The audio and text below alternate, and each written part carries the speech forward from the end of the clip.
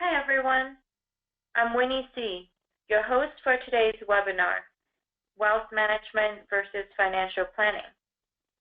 The presenter is Ross Cutler, Senior Relationship Manager for AAFMAA Wealth Management and Trust. We have about 30 minutes of slides in this presentation. Should you have any questions, please email us at wealthmanagement@aafmaa.com.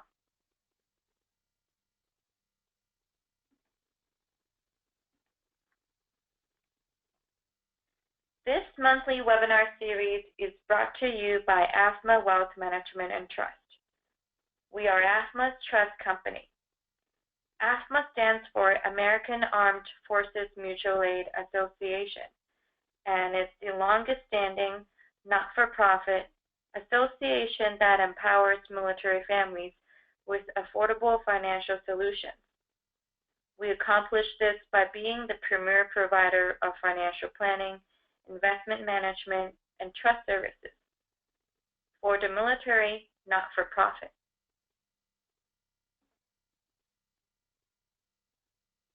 Also, as a trust company, we have an additional legal obligation to act as your fiduciary, which means we only act in your best interest and for your benefit.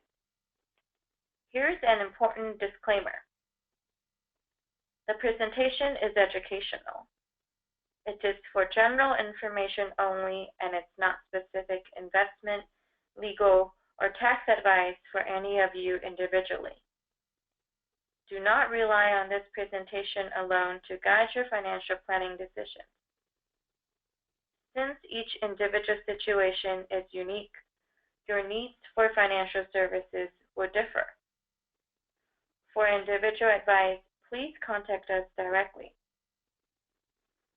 We produce this webinar series in-house with our own professional staff as a service to our members and to help them better understand the resources that are available to them. I will now turn it over to Ross to go over the agenda and start the presentation. All right. Thank you, Winnie. So what are we talking about here today? You see the terms wealth management and financial planning being used a lot. It could be being used in social media, it could be used in magazines, newspapers, maybe just the television. You see wealth management, you see financial planning. We are AAFMAA Wealth Management and Trust, and we provide financial planning. So what is the difference? Hopefully today, we can explain that difference and give you some clarity on these terms. So here's our agenda. Financial planning, we're going to define it, and then we're going to review it. And we're really going to review it from how we do things here at AAFMAA Wealth Management and Trust on the financial planning side.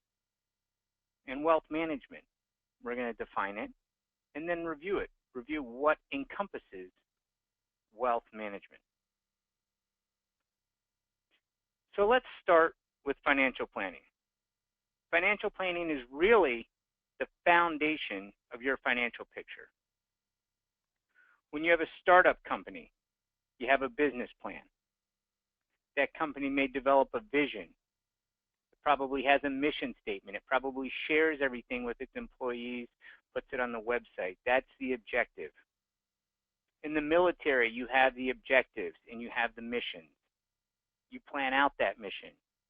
What are the impacts on that mission? What are the execution expectations throughout the mission? In civilian life, you have projects. You have milestones, you have major milestones, and you have timelines in order to achieve everything. And how do those things really translate into your personal life? We focus a lot on our jobs, on our careers. We need to transition that and focus on ourselves sometimes and protecting our families. So it transitions into a personal financial plan. So let's define a financial plan. A financial plan is a comprehensive evaluation of an investor's current and future financial state by using the current known variables to try and predict the future. So we're going to look at the cash flows, your income, your expenses, the asset values, withdrawal plans, liquidity needs. What do you need? Your net worth. What encompasses your net worth? What is your net worth? Tax liability. You could have income through a W-2. You could have income through a dividend. You could have income through a pension, through Social Security. What are the tax liabilities on that? Asset allocation. How is your portfolio put together? What does your asset allocation look like? Stocks, bonds, real estate. Retirement plan. Do you have a retirement plan? What is your retirement plan? Are you contributing to it? Are you achieving your goals? And then your estate plan, bringing everything together at the end. Do you have a will, healthcare directive, powers of attorney, trust? We put these metrics together to estimate through asset growth what your personal financial goals are, and are they being met? And are they being met in the future? And what steps can we take now to try and increase the probability of success? So there's going to be moments in your life when you need a financial plan.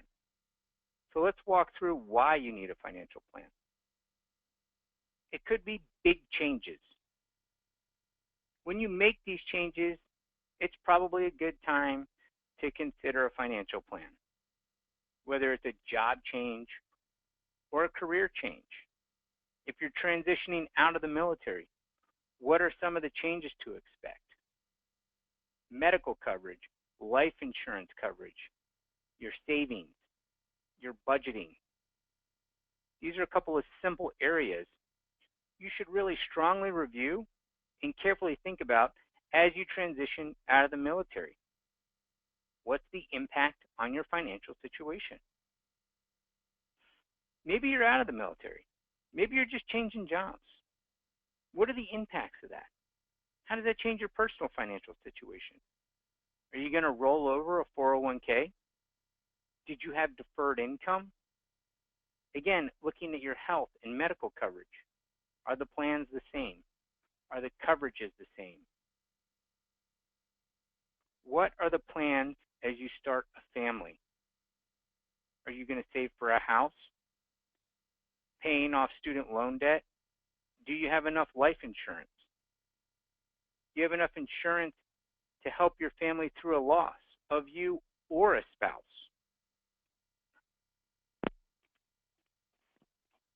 Another major consideration with families today is special needs. What if something happens to you, to your brother, your sister, a niece, a nephew? What happens to the children who have special needs? Is your estate set up to help them in the most efficient and beneficial manner? And then looking at your insurance coverage, reviewing home insurance. You have auto insurance, medical insurance, life insurance. Maybe you have long-term care insurance. Something you often see with companies, short-term disability, long-term disability. What's the difference? Are you covered? Do you need the coverage? So what coverage options are available? And do you have the right coverage? Do you have the right deductible? Are there any gaps in your coverage? Are you comfortable with those gaps in your coverage? Should we look at filling those gaps? And then your estate plans. Estate tax laws are always changing. Your family dynamics are probably going to change. You know what else is probably going to change? Your net worth.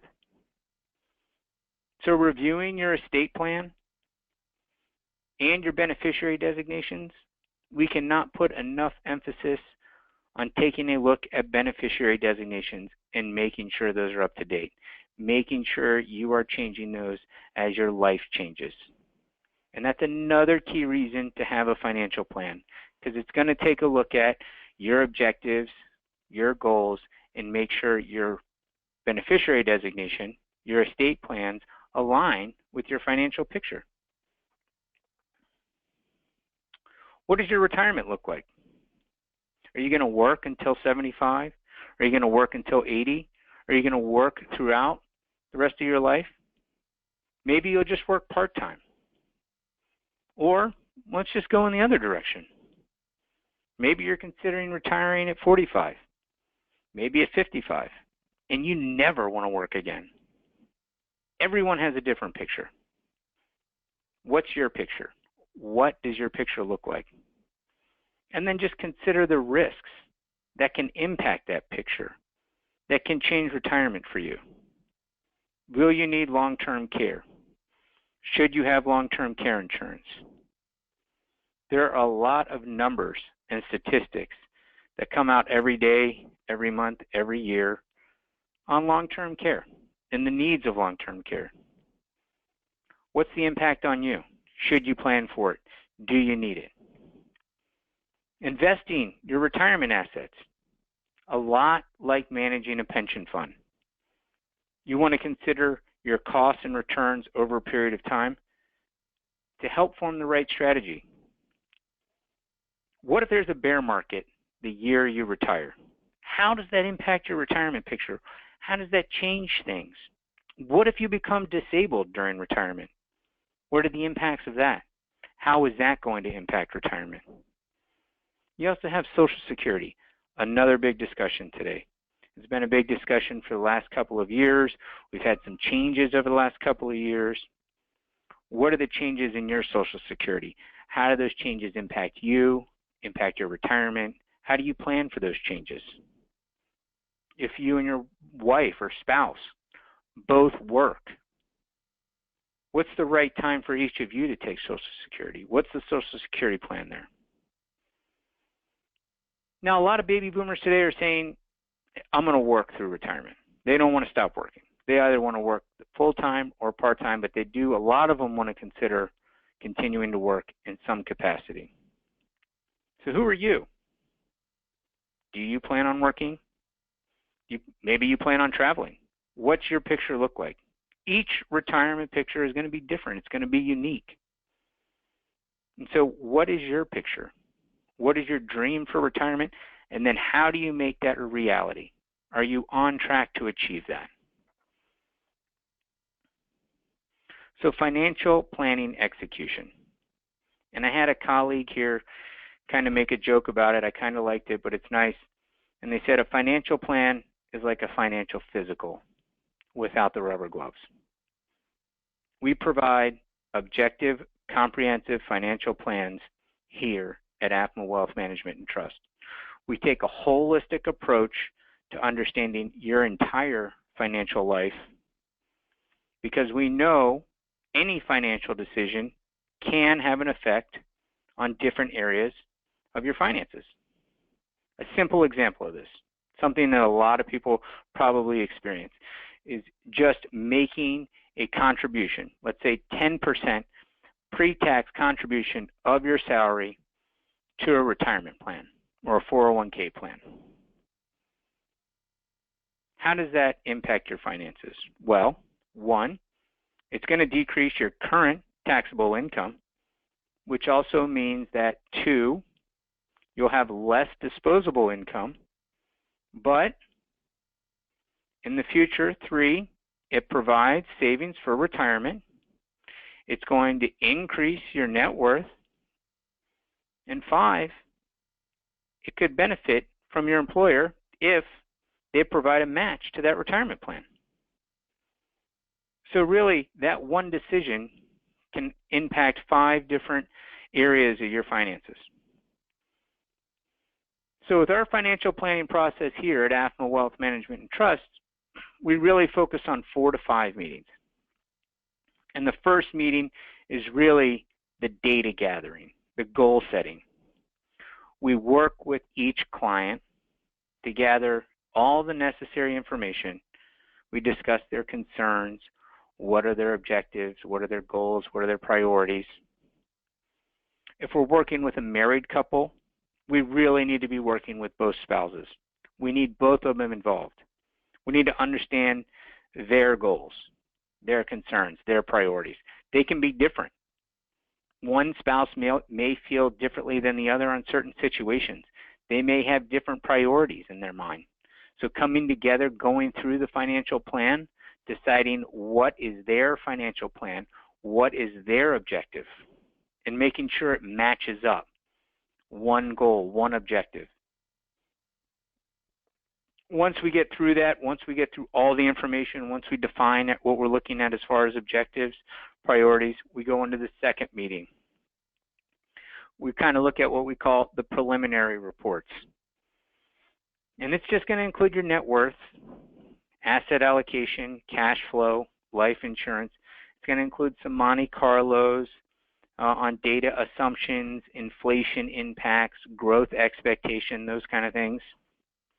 But the preliminary reports really provide us with just kind of an initial snapshot, the status quo of how things look if everything just stayed where it was and just chugged along, no changes were made. What would that look like? So it gives us the platform to really look at, if we made changes, what are the alternate scenarios that we can illustrate and we can show the client and we can give them food for thought, an opportunity to identify what are some movable factors we can make. What if I change my retirement age? What if I adjust my expenses? What if I buy a different car? Are you planning for a wedding? Are you planning on paying for graduate school, for children's education? In the second meeting, we're also going to look at finalizing the analysis, preparing those alternate scenarios, and then layering in our recommendations, illustrating the benefits of any actions we can take. We review the cash flow, so your income versus your expenses, and how is that being managed? In calendar years where there's a little bit extra, where there's a surplus, how is that surplus being managed? How are we using that extra cash? Are we going to use it to pay down debt?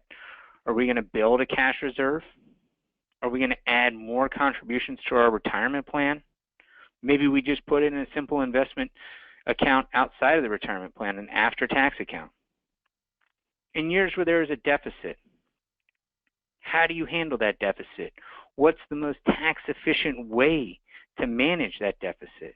Based on income, based on tax-deductible expenses, tax-deferred savings, projected returns.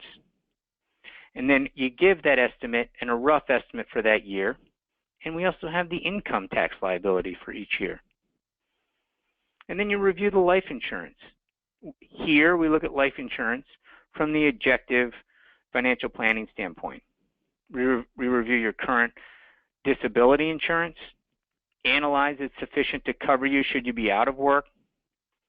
We discuss the different tax treatments and benefits you receive from disability coverage.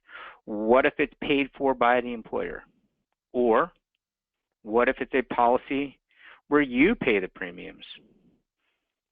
Benefit from an employer-paid policy would treat that income as ordinary taxable income, versus benefits if you paid the policy premiums with after-tax dollars would be treated as tax-free income. So a simple situation like that can change some of the tax consequences and understanding how that policy is going to change and impact your life. And then stress test your plan. Long-term care events.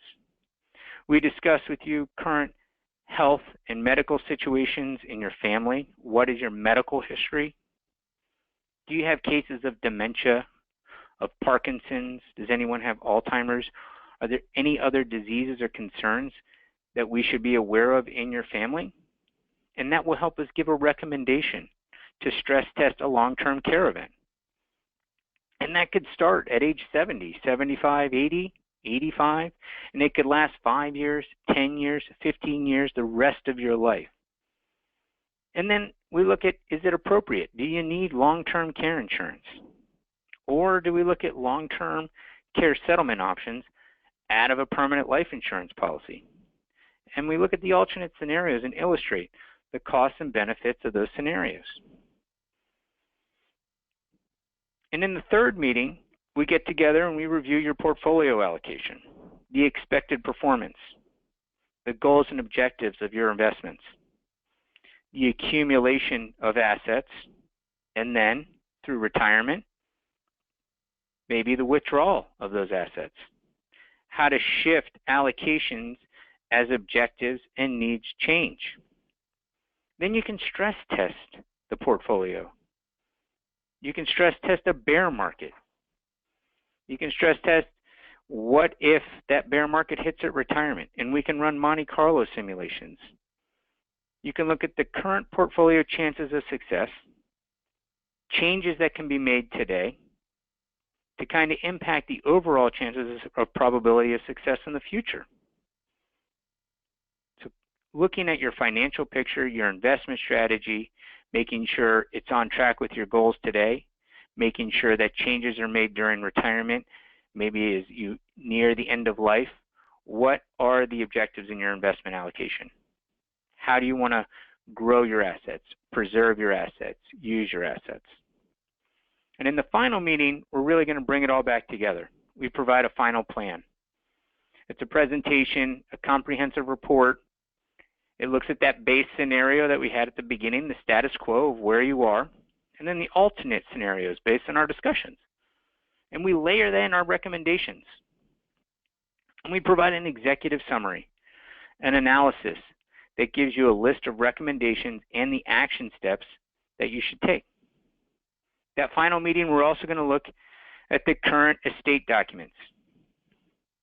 You have in place estate documents, wills, trusts, durable powers of attorney, and we're going to look at those and provide very simple layman's terms to verify if they're still appropriate, if they're in line with your overall objectives, and understanding your overall financial situation as we've gone through the financial plan. We know the goals. We know the priorities. Now, how do we translate that into your estate plan? And we can illustrate that plan through a flow chart and provide the projected values. Now, as a trust company, we do not provide any legal or tax advice. We do not practice law. We do not prepare tax returns. But we can explain, we can illustrate planning techniques that you can consider and you can use as you talk with an attorney. So, as we look at the tax implications, we can give an estimate or a picture, an illustration of that. As we look at the estate planning, we can kind of walk through what are the objectives and what are the ideas to get to achieving those objectives, so that when you sit down with an attorney, you have an idea. And in the end, this could save you money. You don't have to spend money sitting down with an attorney. You don't have to spend a lot of money sitting down with an accountant. You have the financial picture. You know what you're trying to achieve. So it gives you a little bit of a head start. Now, transitioning into wealth management. Recall in the beginning of this, I said financial planning is the foundation of your financial landscape. Wealth management can really be the outcome of a well-executed financial plan. In a very simplistic definition, you could say wealth management is the management of wealth, which means a person would need wealth in order to start wealth management. And that's a little different from a financial plan. A financial plan doesn't consider wealth. It just takes a look at where you are now and what are you trying to achieve. Wealth does not come into consideration for a financial plan. So what is wealth? And that's really subjective. That's personal. It can be $1 million. It could be $5 million, $10 million. It could be $25 million, $200 million. This picture is unique. That's your perspective on wealth. What is it? So handling your wealth is also going to be different. It's also going to be unique. It's also going to be focused around what you're trying to achieve. So in order to handle wealth, let's define wealth management. Wealth management is a high-level professional service that combines financial and investment advice, accounting and tax advice, retirement planning, legal and estate planning advice. Clients work with a single wealth manager who coordinates input from financial experts and can include coordinated advice from the client's own attorney, accountants, and insurance agents. So notice here, I put in coordination with next to accounting and tax advice, next to legal and estate planning. And recall at the end of the last financials planning slide, I said we do not do any form of tax preparation. We do not do any form of legal work here. You have to work with an attorney. So we do that in coordination with your accountant, in coordination with your attorney. That's how we would approach it here. The financial and investment advice, the retirement planning, we do that here. And we can give you guidance on the rest of it. So kind of similar to a financial plan, you just see more of a consolidated view here on wealth management. Let's take a look at another definition. I like this description. I got this out of a Forbes magazine article. So the first part, wealth management is the consultative process of meeting the needs and wants of affluent clients by providing the appropriate financial products and services. I like that. Why do I like that? Because it uses the term consultative as a description of our process. At AAFMAA Wealth Management and Trust, we're a fiduciary on every account. As a trust company, as a wealth management company, we do not sell any products. We just provide a service. We provide our service to our clients to guide them toward the right products. What do they need to meet their objectives and their goals? And the second part here, wealth management entails coordinating a team of experts to address the needs and wants of affluent clients. Again, I like the second part here as well. It uses coordinating a team of experts. At AAFMAA Wealth Management and Trust, we have relationship managers. And so these managers coordinate the financial planners, the account administrators, the trust administrators, the portfolio managers. They coordinate the team and they focus all of that around what does the client need to achieve? What is the individual strategy, the personal strategy for that client? And so he coordinates that. That's what a relationship manager here does. That's what a wealth manager does. And so let's take a look at the three services underneath AAFMAA Wealth Management and Trust that really encompass our wealth management. We focus on three specific services: investment management, financial planning that we just reviewed, and trust services. So three teams inside the wealth management and trust company that comprise of the wealth management side. We have a certified financial planners, we have certified trust financial advisors, we have chartered financial analysts, certified public accountants, and the relationship manager coordinates that. They coordinate all that experience, all that knowledge, and develop the right solution and the right recommendations for each client. It can be different, but it's having that team there capable of being able to handle those questions, those situations, having the experience and the knowledge on hand, ready to go to answer just about any situation. And it's critical that you have that, because that's how you get the efficient execution. That's how you get great wealth management. That's how you get a good financial plan. Simple situation to look at. Income tax planning. If we take a client with $1 million, now they may have a lower tax rate and probably limited exposure to AMT. And let's look at a $20 million client. Probably always exposed to the top tax bracket, probably always paying the maximum taxation on Social Security benefits. So the investment options between these two clients can be fairly different. Could have the same objectives, could have a very similar plan, but probably two different investment strategies in order to achieve that plan. And estate planning is the same. The maximum estate tax exemption amount today for an individual is $5.49 million, almost $5.5 million.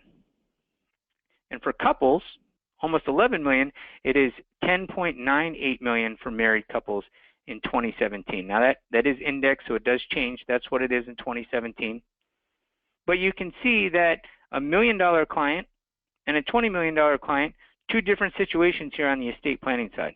So how do we introduce trust? How do we introduce the estate planning to do things efficiently to achieve whatever it is they're trying to achieve?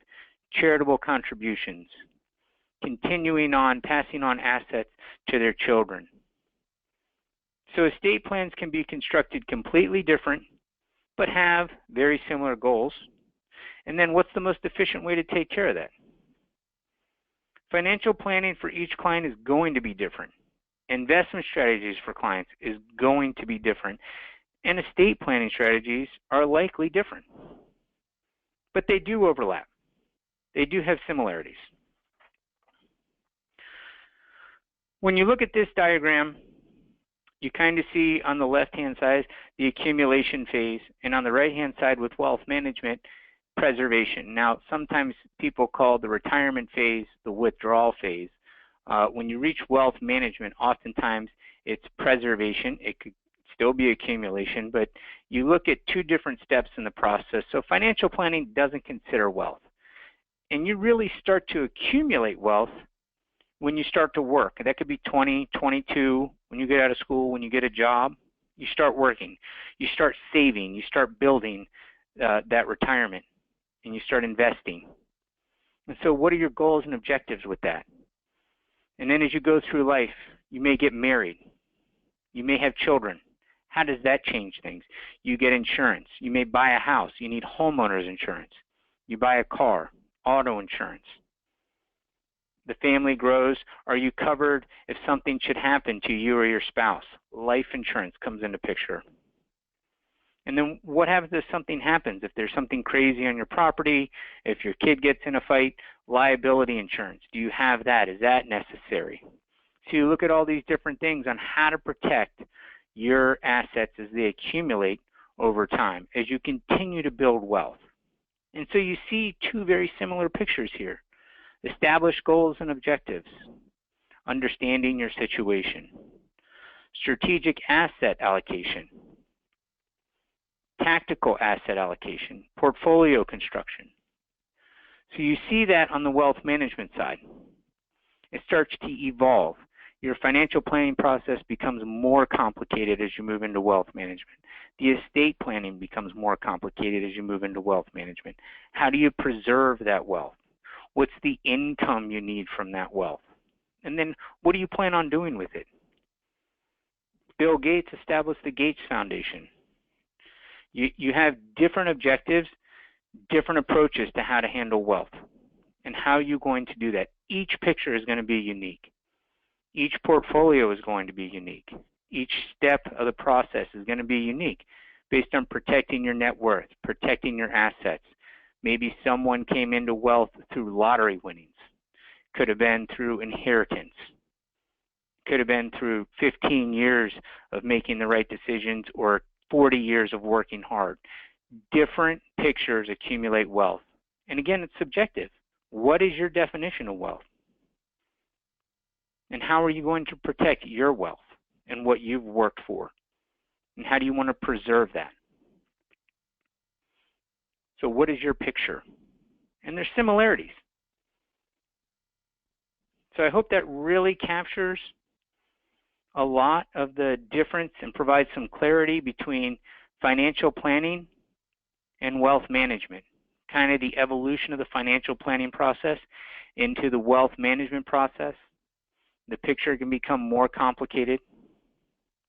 So if you ever have any questions or concerns and you want to talk about your estate plan or your investment strategy, your financial planning concerns, you can reach out to a relationship manager, wealthmanagement@afma.com.